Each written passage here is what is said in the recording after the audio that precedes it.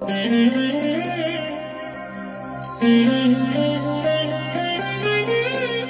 దినం పరము నుండి దిగివచ్చు మాట. ఇది నీ జీవితానికి వెలుగుల బాట.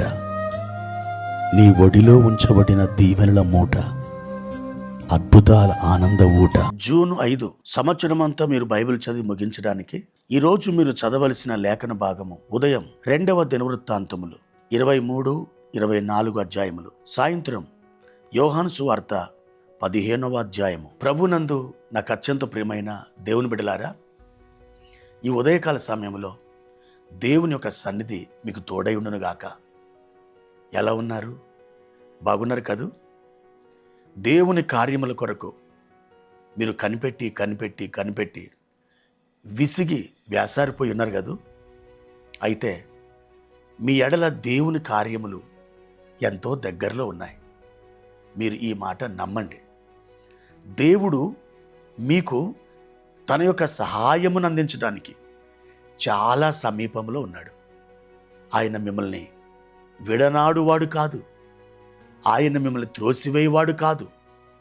ఆయన మిమ్మల్ని తలంచుకుంటూ ఉన్నాడు.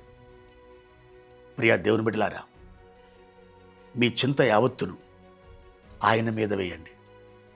మీరు మోసినంత కాలం ఇక చాలు. మీరు మీ చింతని ఎంతవరకు మోస్తారో అంతవరకు మీ ఆరోగ్యము క్షీణించిపోతుంది, మీ ప్రాణము ఆయాసపడుతుంది, మీరు సమస్యల వలయములో చిక్కుకొని పోతారు. అలాంటిది మీకు రాకుండా ఉండాలంటే మీ బరువు, మీ బాధ్యత, మీ చింత అంతా కూడా ఆయన మీదనే వేయండి. దేవుడు మీకు సహాయం చేస్తాడు. 33వ కీర్తన 21వ వచనాన్ని మనం చదువుకుందాం. మన ప్రాణము యెహోవా కొరకు కనిపెట్టుకొనుచున్నది. ఆయనే మనకు సహాయమును మనకు కేడెమునై ఉన్నాడు. ప్రియులారా, మీ జీవితంలో ఏదైనా ఒక కార్యం జరగాలంటే మీరు అనేక మంది కొరకు కనిపెడతారు.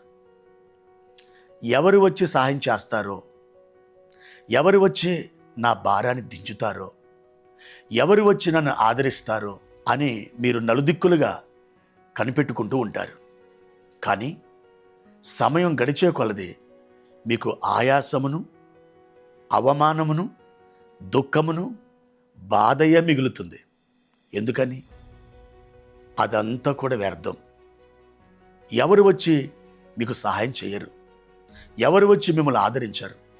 అయితే ఈ సంగతిని ఎరిగిన దావీదు దేవుని సన్నిధిలో ఆయన ఇలాగూ మనవి చేసుకుంటున్నాడు. మన ప్రాణము యెహోవా కొరకు కనిపెట్టుకొనుచున్నది. ఆయన మనకు సహాయమును కేడెమునై ఉన్నాడు అని దేవుని సన్నిధిలో పలుకుచున్నాడు.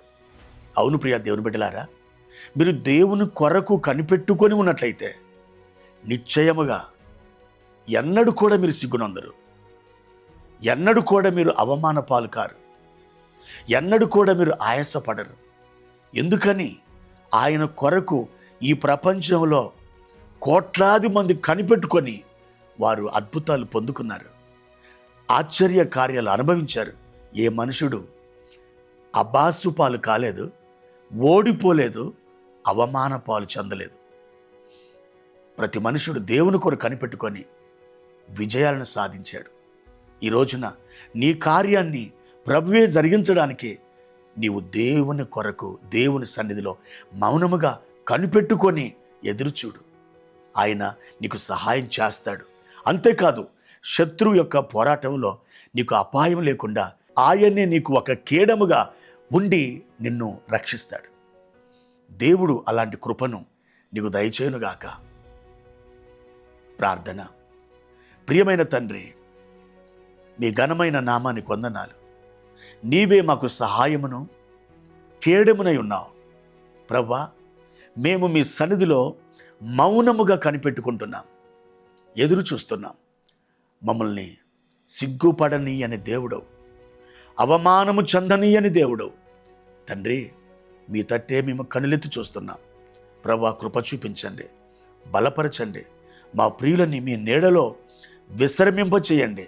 మీరు ఆదరించండి. వారు ఎదురు చూస్తున్న కార్యమును ఈ దినముననే మీరు జరిగించుమని ప్రార్థిస్తున్నాను. అయ్యా, వారి యొక్క ముఖములో నవ్వు, సంతోషమును గాక. మీరు దీవించి బలపరచుమని యేసయ్య నామములో ఈ ప్రార్థన అడుగుచున్నాను తండ్రి. ఆమేన్.